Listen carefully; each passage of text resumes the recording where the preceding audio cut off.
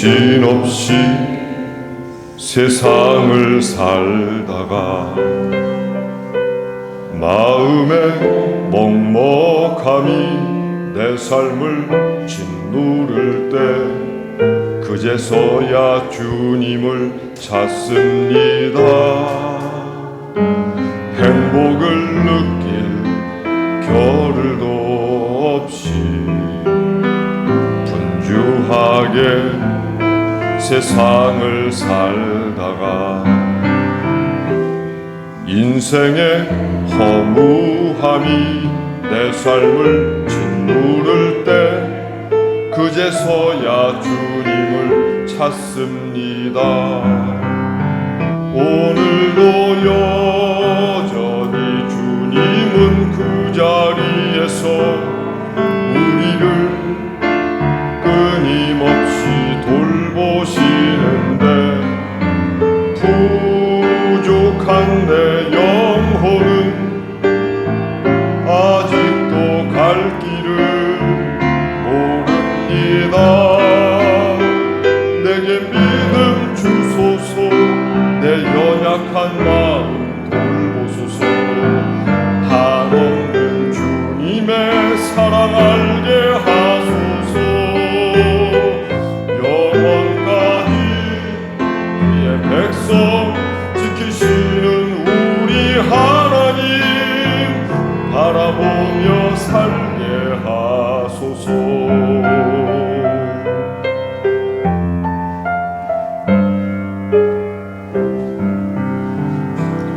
하늘을 볼 겨를도 없이 정신없이 세상을 살다가 마음의 먹먹함이 내 삶을 짓누를 때 그제서야 주님을 찾습니다. 행복을 느낄 겨를도 없이 분주하게 세상을 살다가 인생의 허무함이 내 삶을 짓누를 때 그제서야 주님을 찾습니다. 언제나 사랑의 주님은 그 자리에서 끝까지 놓지 않고 붙드시는데 부족한 내 마음은 아직 돌아올 줄 모릅니다. 내게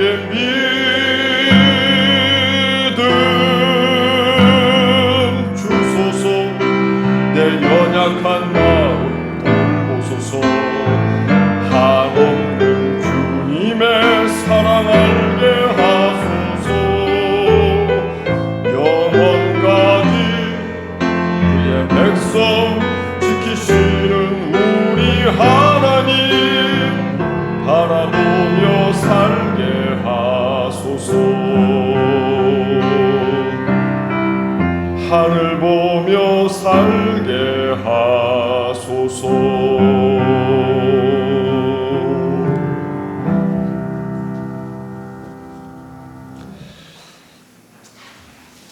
모두들 처음엔 이안.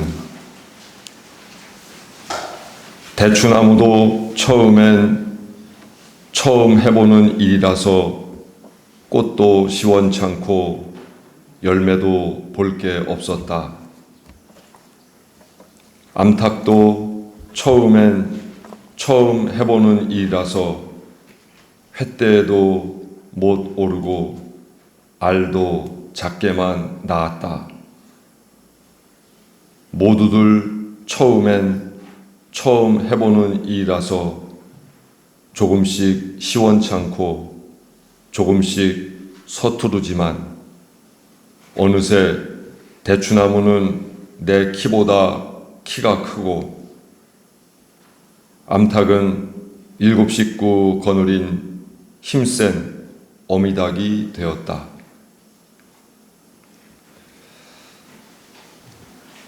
맨 처음 제처와 결혼했을 때 장모님께서는 저에게 그렇게 말씀하셨습니다. 양 목사, 쟤는 집에서 내가 설거지 한 번 안 시키고 빨래 한 번 안 시키고 그저 손에 연필만 잡고 26년 동안을 살아왔는데 혹시 잘 못해도 이해하게. 하지만 웬일인지 기적처럼 결혼한 다음 날서부터 제 밥상에는 맛있는 반찬이 오르기 시작했고 집에서 연습계나 했나 싶을 정도로 살림에도 또 목회 내조에도 전혀 부족함 없이 제처는 그렇게 생활했었습니다. 물론 처음에 익숙치 않은 일들도 많았지만 시간이 흐르면서 정말 좋은 아내, 정말 좋은 엄마, 그리고 좋은 사모님이 되기 위하여 열심히 노력하는 모습도 보았습니다. 처음에야 누가 다 만족스럽겠습니까? 결혼해서 온 며느리도 처음에 잘 모르니까 우리가 이해해 줘야지.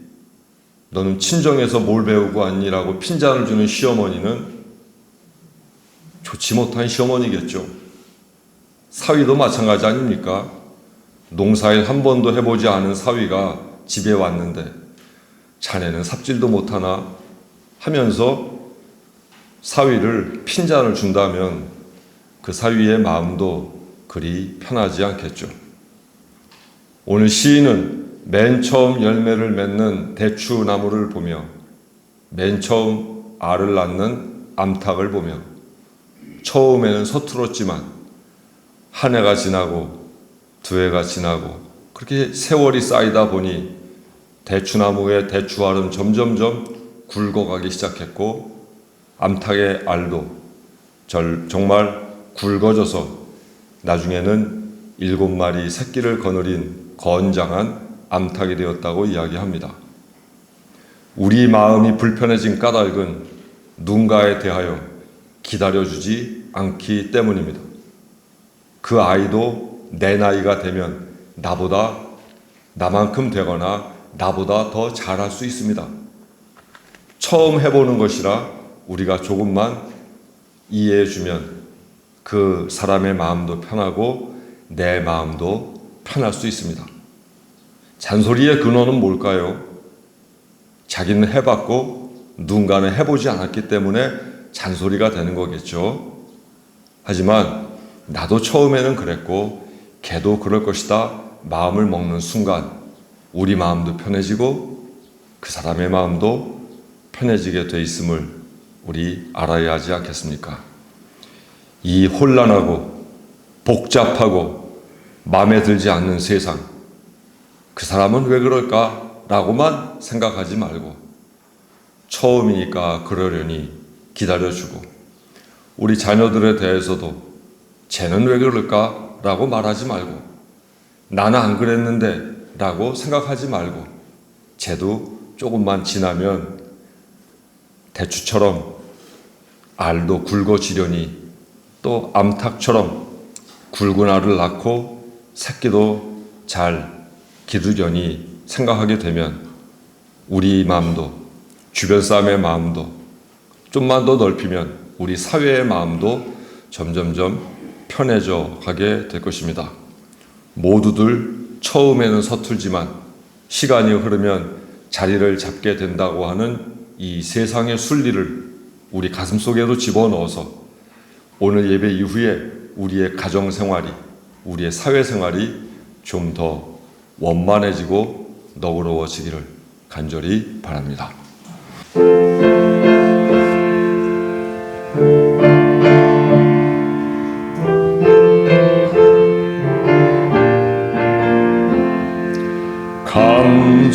감사하세 찬양하세 주를 믿는 성도들아 하나님이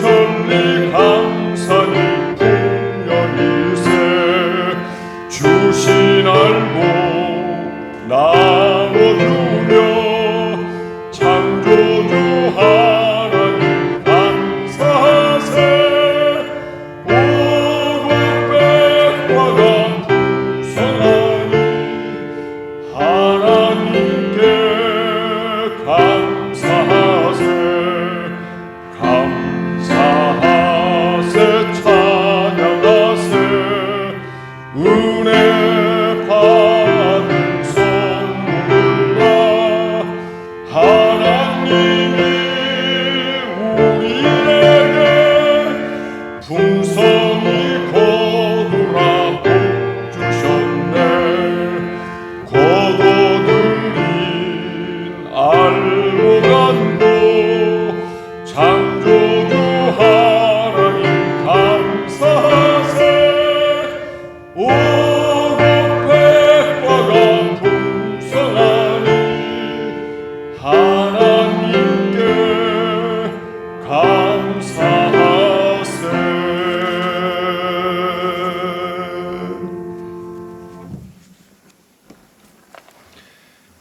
파종 예배를 맞아 하나님께서 주신 흙에 대한 말씀.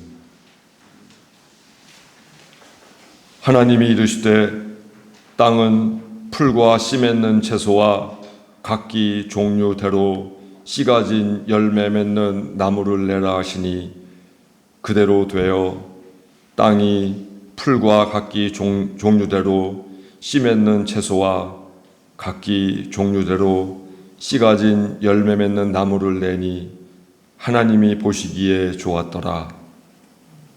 물에 대한 말씀. 시온의 자녀들아 너희는 너희 하나님 여호와로 말미암아 기뻐하며 즐거워할지어다. 그가 너희를 위하여 비를 내리시되 이 이른 비를 너희에게 적당하게 주시리니 이른 비와 늦은 비가 예전과 같을 것이라. 씨앗에 대한 말씀. 하나님이 이르시되 내가 온 지면에 씨 맺는 모든 채소와 씨 가진 열매 맺는 모든 나무를 너희에게 주노니 너희의 먹을거리가 되리라. 농부에 대한 말씀.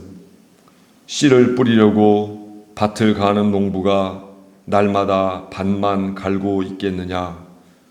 흙을 뒤집고 썰어질만 하겠느냐? 밭을 고르고 나면 소회향 씨를 뿌리거나 대회향 씨를 뿌리지 않겠느냐? 밀을 줄줄이 심고 적당한 자리에 보리를 심지 않겠느냐? 밭 가장자리에는 귀리도 심지 않겠느냐? 농부에게 밭농사를 이렇게 짓도록 일러주시고 가르쳐 주신 분은 바로 하나님이시다. 아멘. 오늘 하나님께서 주신 성경 말씀 디모데후서 2장 3절부터 6절에 있는 말씀입니다. 너는 그리스도 예수의 좋은 병사로 나와 함께 고난을 받으라. 병사로 복무하는 자는 자기 생활에 얽매이는 자가 하나도 없나니 이는 병사로 모집한 자를 기쁘게 하려 함이라. 경기하는 자가 법대로 경기하지 아니하면 승리자의 관을 얻지 못할 것이며 수고하는 농부가 곡식을 먼저 받는 것이 마땅하니라. 아멘. 온전한 그리스도인이 되기 위해서는 몇 가지 신앙의 단계를 거쳐가야 합니다. 종교개혁자들, 그러니까 마르틴 루터나 칼빈이나 또 우리 감리교회 존 웨슬레, 아주 미세한 부분에서는 조금 다른 점이 있지만 대체적으로 그 믿음의 단계는 공통적으로 이야기합니다.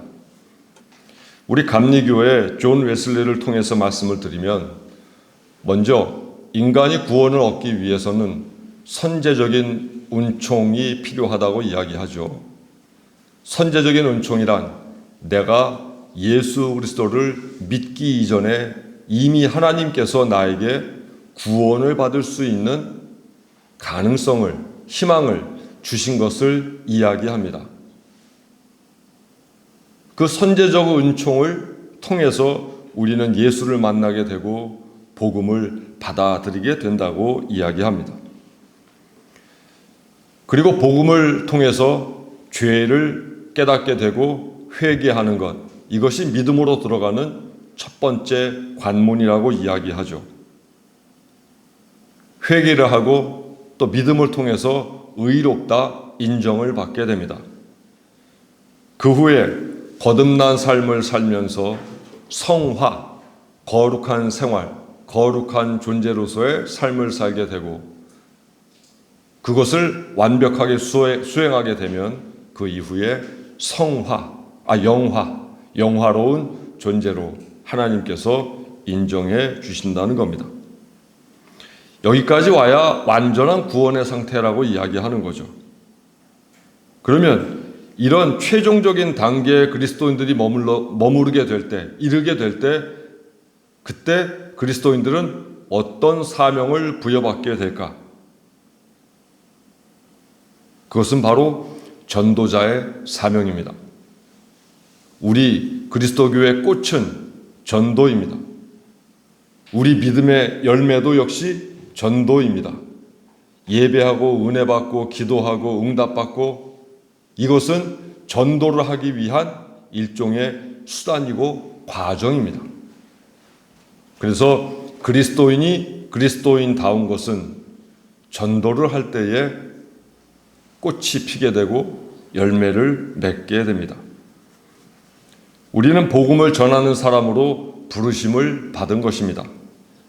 예수께서 부활하신 후 갈릴리에 가셔서 제자들에게 마지막으로 명령하신 바도 바로 전도죠. 너희들은 가서 모든 족속으로 제자 삼아 세례를 주고 내가 분부한 대로 가르쳐 지키게 하라.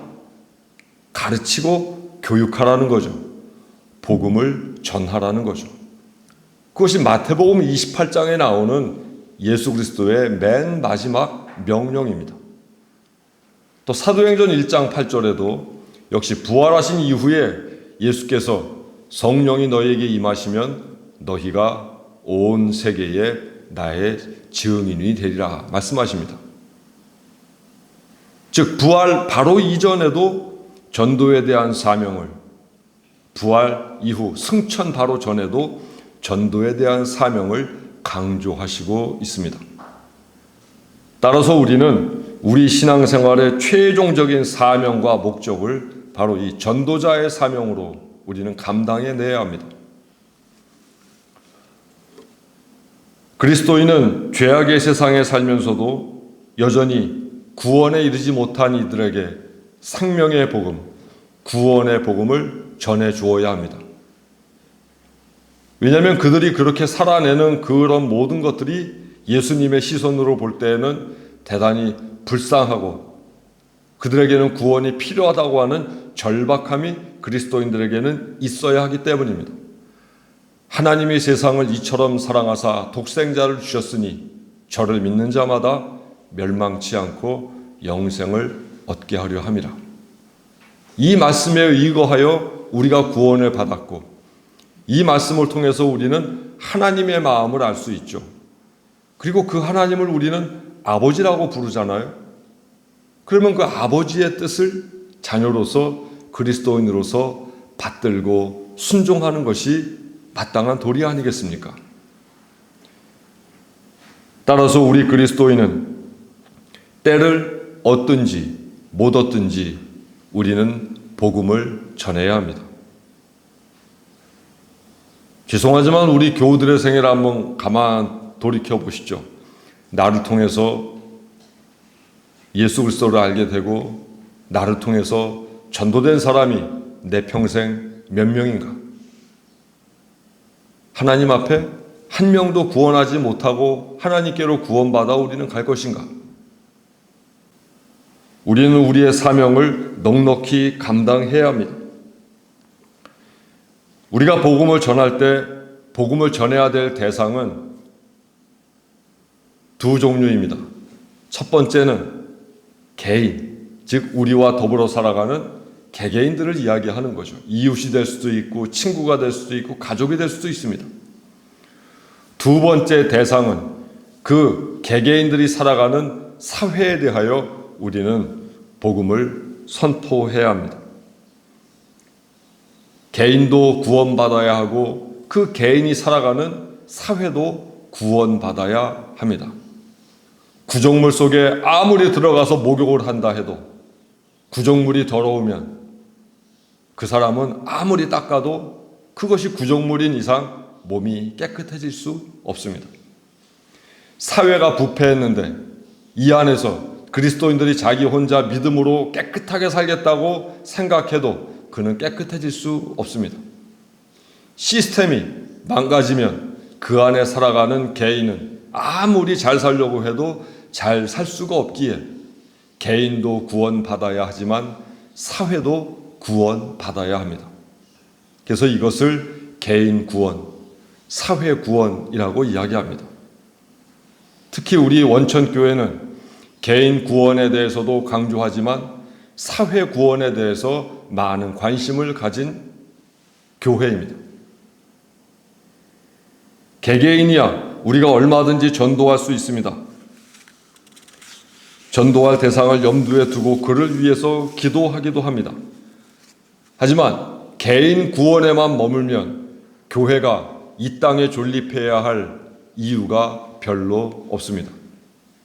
교회가 있기에 사회가 정화되고 사회가 구원받을 수 있는 가능성이 있다는 전제가 있어야 이 사회에 교회의 필요성이 제기될 수 있기 때문입니다. 그래서 우리는 개인 구원을 지향함과 동시에 사회 구원도 함께 지향해야 합니다. 이런 개념은 저의 생각이 아니라 예수 그리스도의 삶과 가르침에 기초하고 있습니다.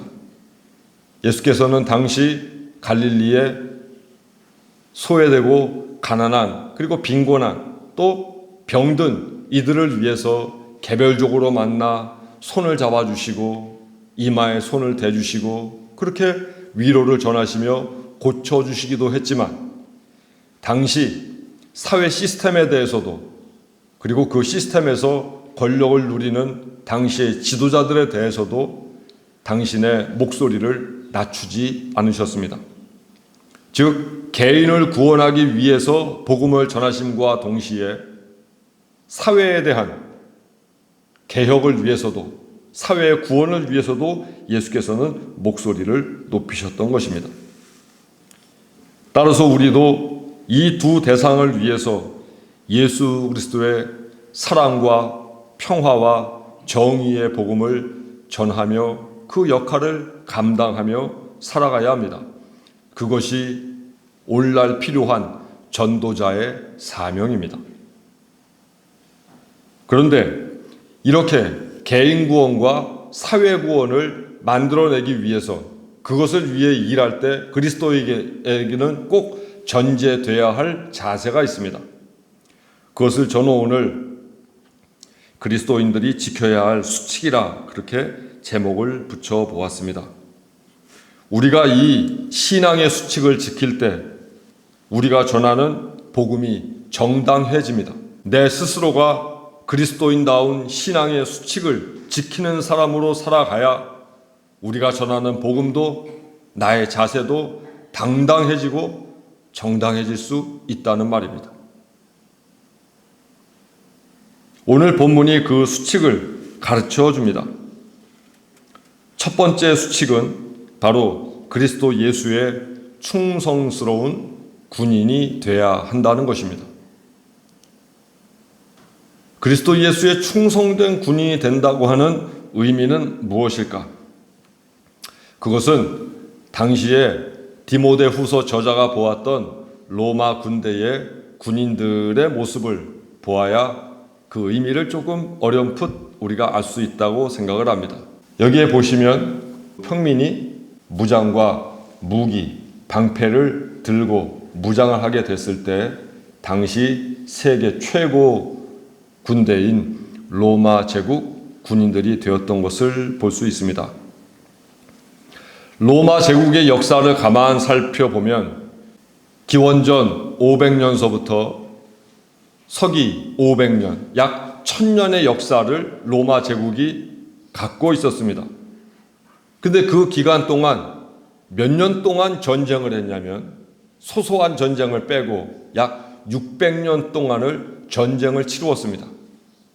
1000년의 역사 가운데 600년의 전쟁을 치루었다고 하는 것은 이것은 우리가 로마의 역사를 단지 점령과 그들의 권세를 누린 평화로운 시대라고만 볼 수 없게 만듭니다. 학자들은 어떻게 이렇게 600년 동안 전쟁을 한 제국이 1000년이라는 세월 동안 그렇게 당당하게 있을 수 있었나 연구해 보니 학자들의 대체적인 결론은 바로 로마 군대의 군인들 때문이었다고 이야기하고 요즘에는 그 사실에 대해서 두꺼운 책 하나가 출간되기도 했습니다. 당시 로마 군대의 전투력은 지역사회에서 또는 세계에서 최고였습니다. 저기에 보시면 짧은 검이 있죠. 저 검을 글라디우스라고 하는데 양날이 있습니다. 그리고 저기에 보시면은 저 창이 이렇게 있죠. 저 창을 필름이라고 이야기하는데 그 거리나 강도가 다른 나라의 무기보다 훨씬 뛰어났습니다.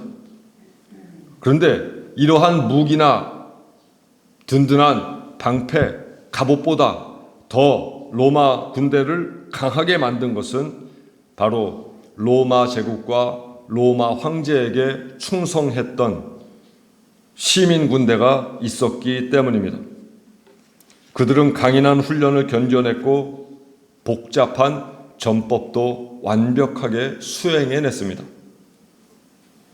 당시의 로마 군인들은 징집병이었습니다. 의무적으로 군대에 가야 했고 그리고 나서는 약 20년 이상을 복무했습니다.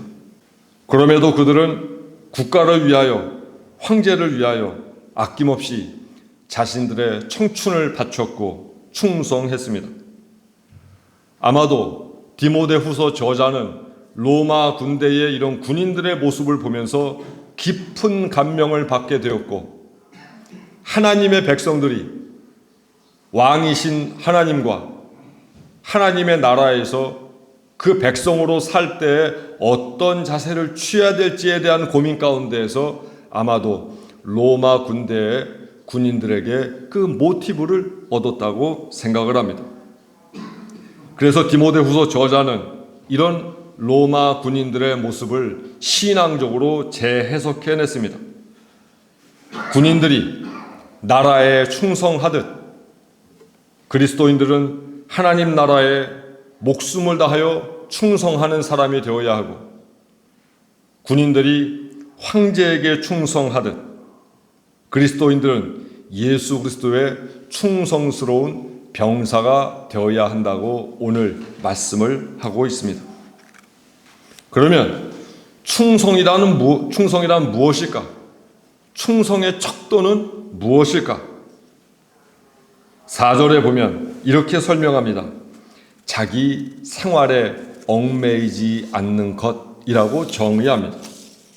그리스도인으로서 구원을 받았고 전도자의 사명을 받았다면 로마 제국의 군인처럼 우리는 자기 생활에 붙잡히거나 자기 생활에 얽매여서는 안 된다는 말입니다.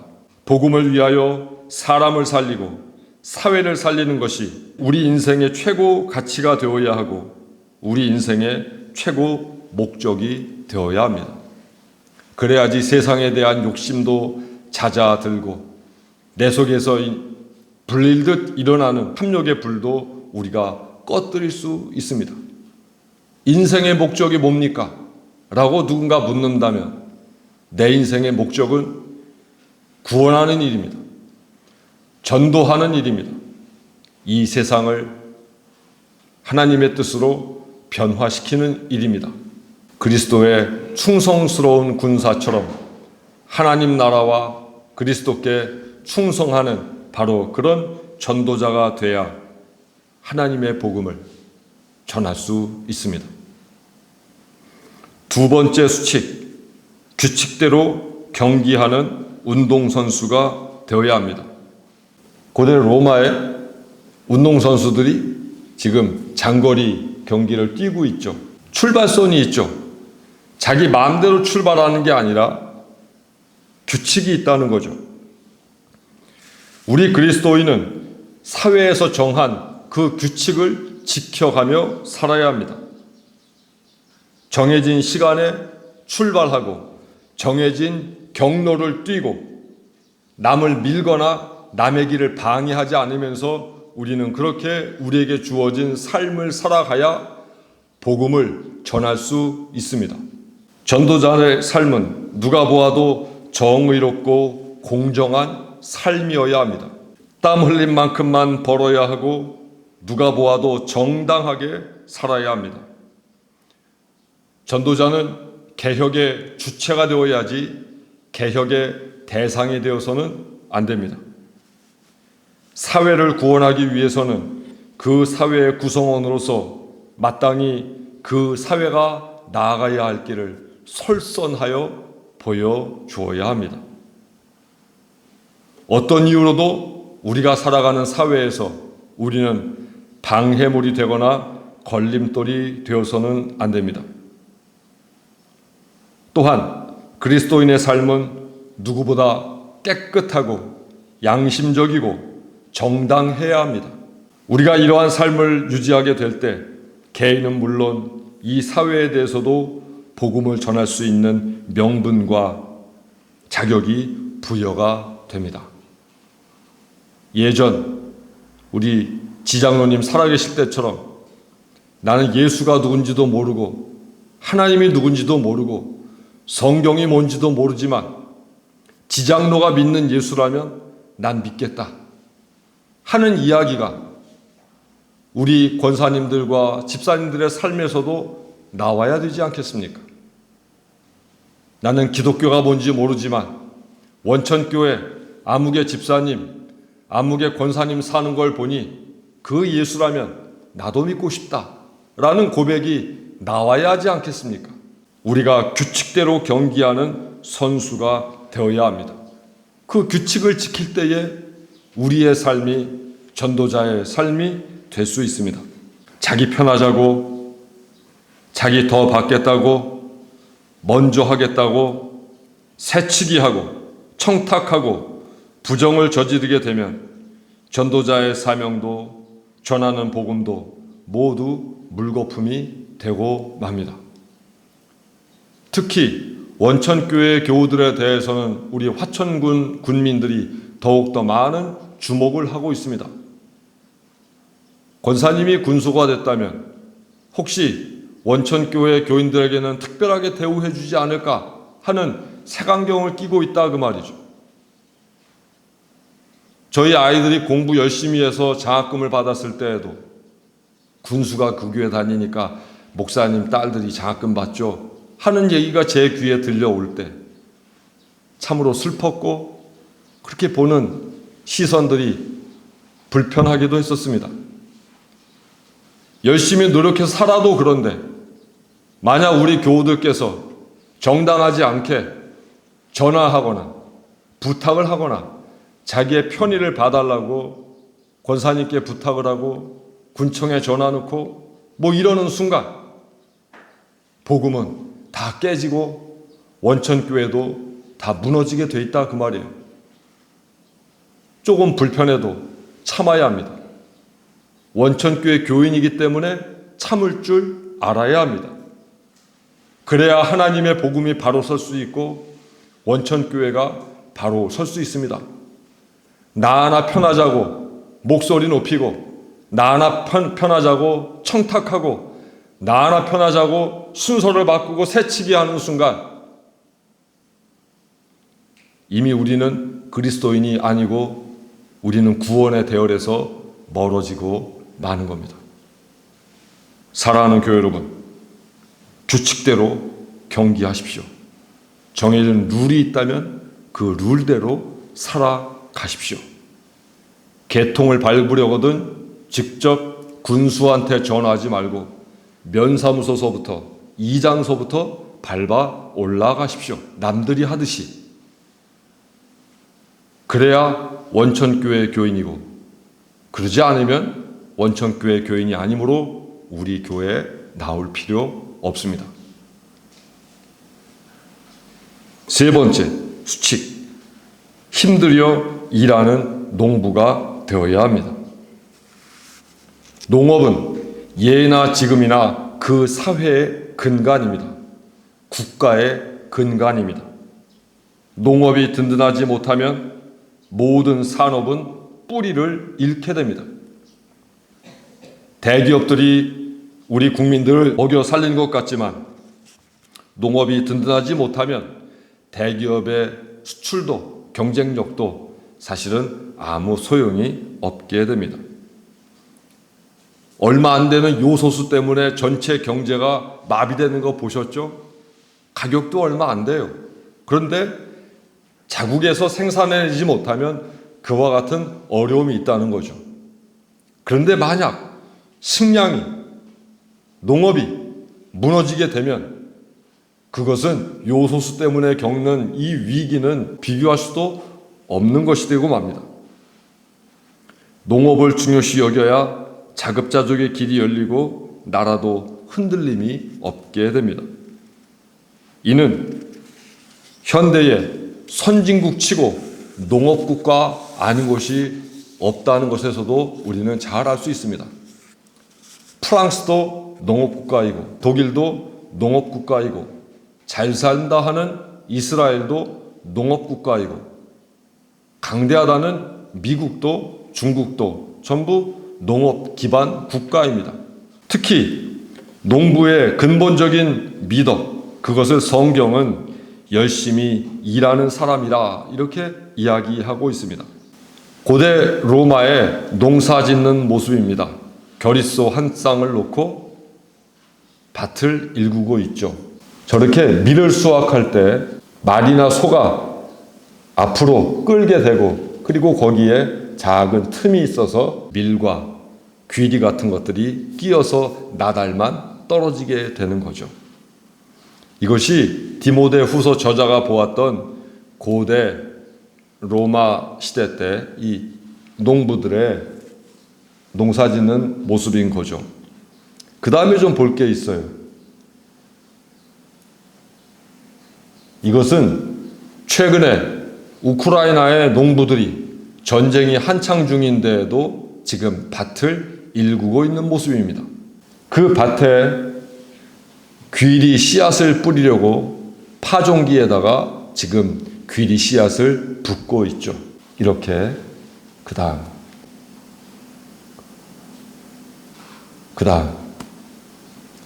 여기에 보시면 저렇게 헬멧을 쓰고 있고 방탄복을 입고 있죠. 언제 총알이 날아올지 언제 포탄이 떨어질지 모르지만 농부들은 헬멧을 쓰고 방탄조끼를 입고 저같이 농사를 짓고 있죠. 이 사람도 역시 마찬가지입니다. 전쟁이 한창인 우크라이나, 거기도 역시 지금 농사철입니다. 총알이 비 오듯 날아다니고 포탄이 떨어져도 우크라이나 농부는 밭에 귀리 뿌리는 일을 멈추지 않고 있습니다. 누군가는 그렇게 얘기하겠죠. 전쟁 중인데 무슨 농사냐? 이 시국에 무슨 밭을 갈고 있느냐? 뿌려봤자 가을에 거둘 수나 있겠느냐? 하고 핀잔을 주기도 하겠지만 우크라이나 농부는 봄이 되어서 밭을 갈고 있고 씨를 뿌리고 있습니다. 그것이 얼마나 돈이 되고 얼마나 수확될지는 차후의 문제이고 봄이 되면 씨를 뿌린다. 그것이 농부의 운명이자 숙명입니다. 가을에 얼마나 거둘지 그것은 사치스러운 문제죠. 차후의 문제죠. 그저 뿌리는 겁니다. 수고로운 농부가 하는 일, 그것은 밭이 있다면 씨앗을 뿌리는 겁니다. 우크라이나 농부들이 방탄조끼를 입고 이렇듯 목숨을 걸고 파종하는 이유, 그것을 인터뷰했어요. 근데 인터뷰한 그 내용이 저의 마음을 아주 뒤흔들어 놓았습니다. 그들은 자국민의 식량을 생산하기 위해서 이렇게 지금 농사를 짓는 것은 아니었습니다. 작년에 우크라이나 농사가 대풍이었습니다. 특히 옥수수 농사가 대풍이었습니다. 그리고 현재 그 나라의 비축 창고에 우크라이나에서 필요한 비축량의 114%가 이미 채워져 있다고 합니다. 굳이 올해 농사 짓지 않아도 충분히 먹을 수 있고 충분히 수출할 수 있다는 거죠. 그럼에도 왜 그들은 농사를 지을까? 농부들은 이렇게 이야기합니다. 만약 우리가 농사를 짓지 않아서 싼 값에 밀과 귀리를 아프리카에 수출하지 않는다면 아프리카의 가난한 사람들이 더 많이 굶어 죽지 않겠습니까? 그들이 목숨을 걸고 봄농사에 헬멧을 쓰고 방탄조끼를 입고 최선을 다하는 이유는 아프리카 가난한 나라의 식량난을 염려해서입니다. 한 해라도 농사를 짓지 않으면 그 나라 사람들이 죽을 것 같아서 그이들을 위해서 자기들이 목숨 걸고 농사를 짓고 있다고 이야기합니다. 언젠가 전쟁이 끝나고 곡물 수출길이 열리게 되면 가난한 이들에게 싼 값으로 충분히 보내기 위해 그들은 농경지로 목숨 걸고 나선 것입니다. 그런 고귀한 마음을 지니고 씨를 뿌리는 사람들이 바로 농부입니다.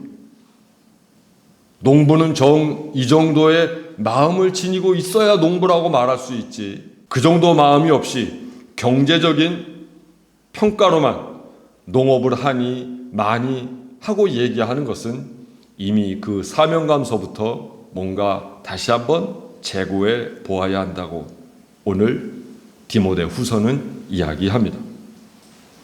전도자는 바로 그 마음을 닮아야 합니다.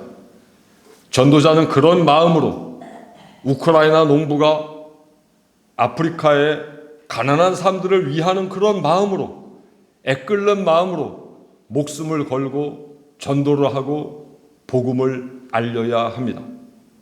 그래야 누군가의 마음이 움직이고 그래야 누군가가 하나님 앞으로 나오게 되지 않겠습니까? 환경을 따지고 토양과 기후를 따지고 가격을 따져서 씨를 뿌리는 것은 농부의 마음이 아닙니다. 어떤 경우가 됐든 봄에는 씨를 뿌려 농사를 시작하는 것, 그것이 바로 농부의 마음입니다. 전도자는 이런 수고로움과 헌신과 믿음직함을 지녀야 합니다. 이토록 믿어온 전도자가 전하는 복음에 감동하지 않을 사람은 없습니다. 사랑하는 원천교회 교우 여러분, 앞으로 100년교회인 우리 원천교회 교우로서 충직한 전도자의 사명을 감당해 내십시오. 나로 인해서 구원받는 그 누군가가 그래도 내 인생 몇 명은 있어야 하지 않겠습니까? 그래야 권사 아닙니까? 그래야 집사 아닙니까?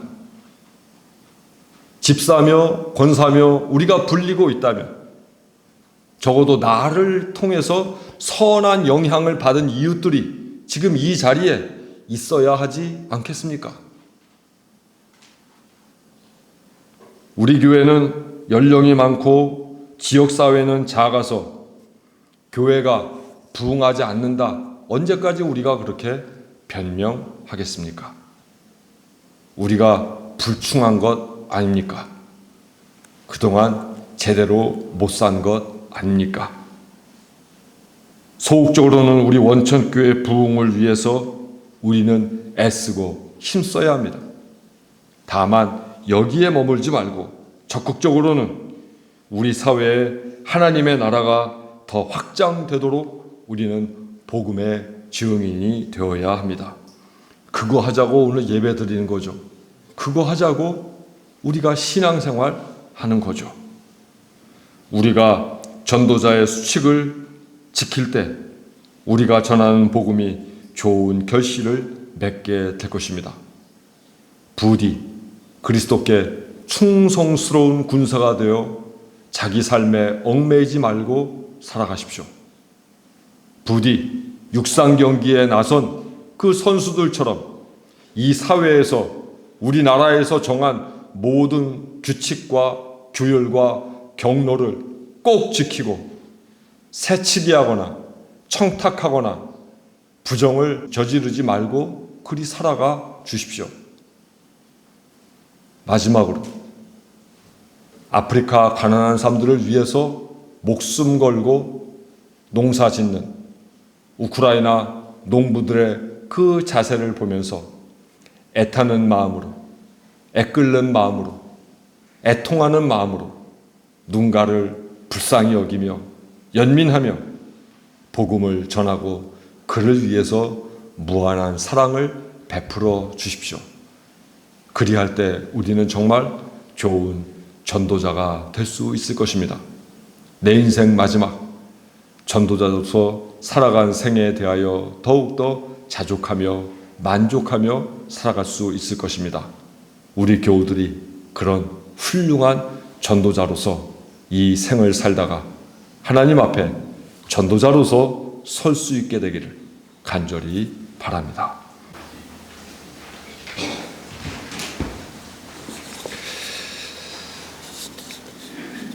흙을 위해서 함께 기도하겠습니다. 하나님, 창조의 동반자로 삼으신 흙이 늘 생명력을 잃지 않도록 해주십시오. 겉흙에 살고 있는 수많은 미생물들이 건강히 살아 심겨지는 모든 씨앗과 더불어 풍성한 열매를 맺게 해주십시오. 모든 자녀들이 어머니 품에서 돋는 생명의 기운을 받아 성장하듯 모성의 대지에서 채소, 곡식, 나무들이 잘 자라게 해주십시오.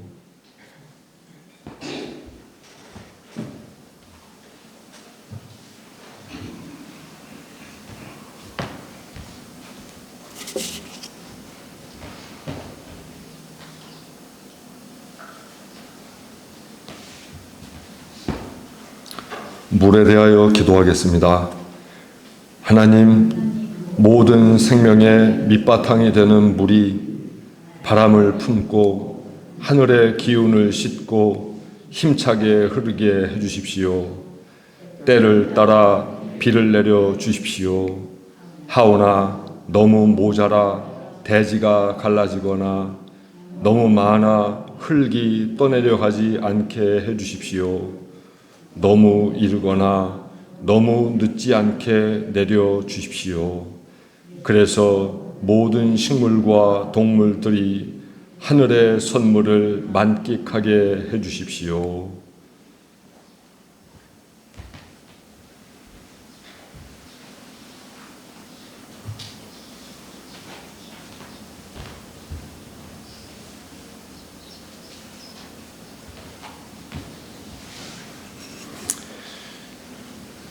씨앗과 모종을 위해서 기도합니다. 하나님, 한 톨의 씨앗은 세상에서 더없이 미미하지만 그 속에는 수많은 생명이 숨겨져 있음을 기억합니다. 씨앗이 물을 만나 떡잎을 틔우고 건강한 새싹을 돋게 하며 뿌리를 실하게 내려 물과 양분을 빨아들이게 하시며 파릇한 잎으로 태양의 에너지를 모아 풍성히 저장하게 해주십시오. 씨앗 하나가 수많은 열매가 됨을 잊지 않게 해주십시오.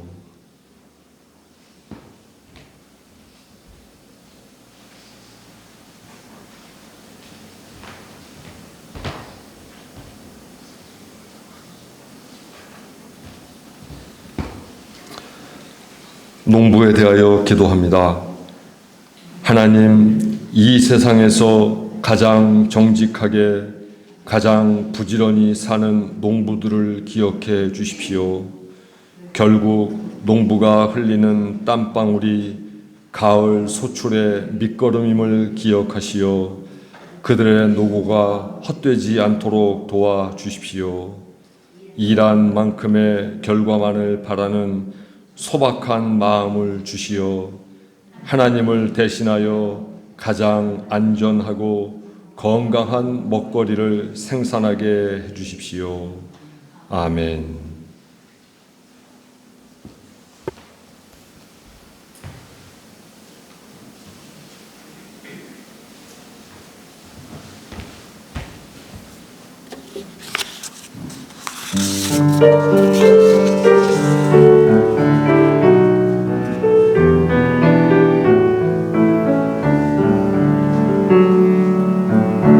내가 가진 것 중에서 가장 소중한 것으로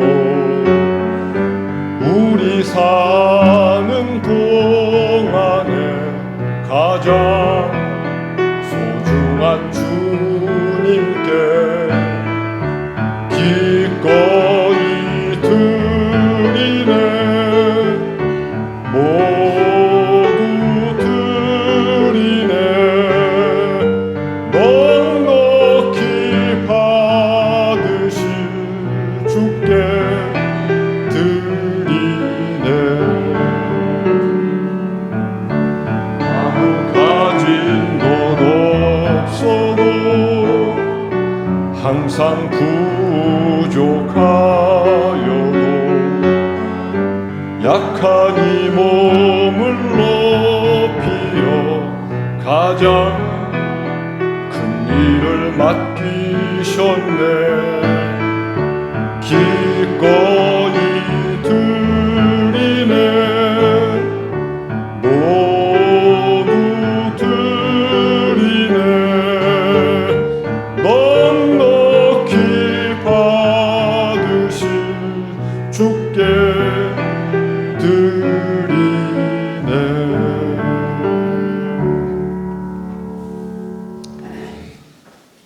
날은 점점점 더워지고 심어놓은 작물들은 아직은 잘 크지 않고 여러 날 동안 비는 내리지 않아 저희의 마음도 삶도 힘겨움 있었는데 그래도 주께서 우리를 돌보셔서 한 주간 동안 사는데 부족함 없게 하시고 특히 건강함을 주셔서 하루하루 힘있게 명랑하고 기쁘게 살아갈 수 있게 도와주신 것 감사합니다. 걱정을 함께 나눌 수 있는 친구와 이웃을 주시고 특히 마음까지 드러낼 수 있는 정다운 교우들을 주셔서 고민이 있을 때 하나님을 대신하여 위로해 주신 것 그것도 역시 감사합니다. 특히 오늘서부터 내일까지 비 온다는 반가운 소식 그 어느 때보다 저희의 마음을 기쁘게 만들어 줍니다. 이왕 비를 주시려거든 필요한 만큼 흠뻑 내려 주옵소서. 식물들에게도 도움이 되도록 또 우리 교우들 모든 농부들이 걱정하지 않도록 그 모든 근심의 정도도 잠재워 주옵소서. 동행해 주시고 보살펴 주신 모든 은혜에 감사하여 이 예물 바칩니다. 주님, 이 예물 세상의 그 어떤 돈보다 가장 깨끗하고 정직하고 성실한 마음 담겨 있사오니 기뻐 받아 주옵시고 하나님 나라를 위하여 하나님께서 사용하여 주옵소서. 헌금을 드릴 때는 한 번 기도하지만 이 헌금이 사용될 때에는 10번을 기도하고 사용케 하시고 그래서 하나님께서 원하시는 대로 이 헌금이 잘 사용될 수 있도록 저희에게 지혜도 허락하여 주옵소서. 다음 한 주간 살 때에도 주께서 돌보아 주시옵기를 간절히 원하옵고 예수 그리스도의 이름으로 기도합니다. 아멘.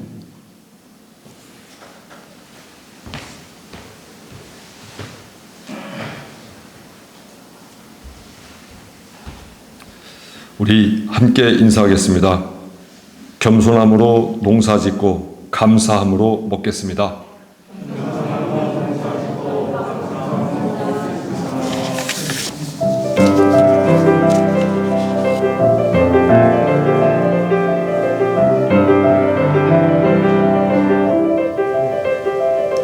모든 일에 기한이 있고 모든 일에 때가 있어 하늘 아래 모든 일에는 거역 못할 때가 있네.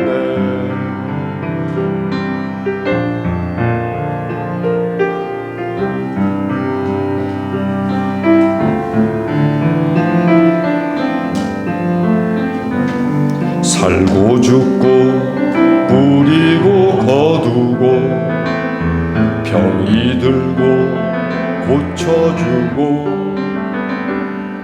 울고 웃고 슬플 때와 춤을 추는 때가 있네. 던져버릴 때와 거두어 드릴 때 품에 안을 때와 멀리할 때 찾고 잃고 지킬 때와 던져버릴 때가 있네.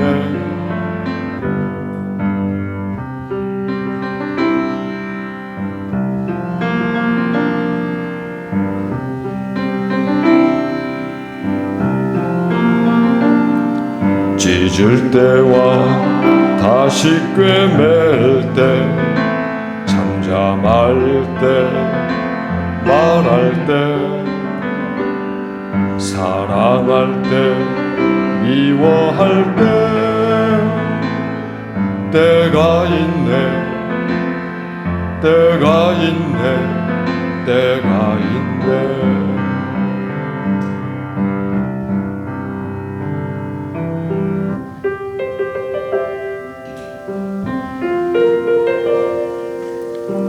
모든 일에 때가 있네.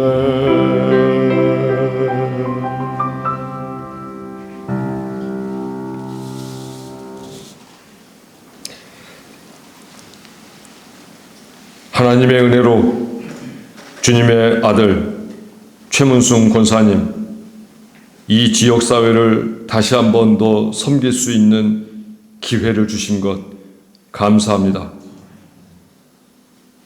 저의 마음도 그렇듯 권력을 얻은 것이 아니라 봉사할 수 있는 기회를 얻었음을 늘 잊지 않게 하시고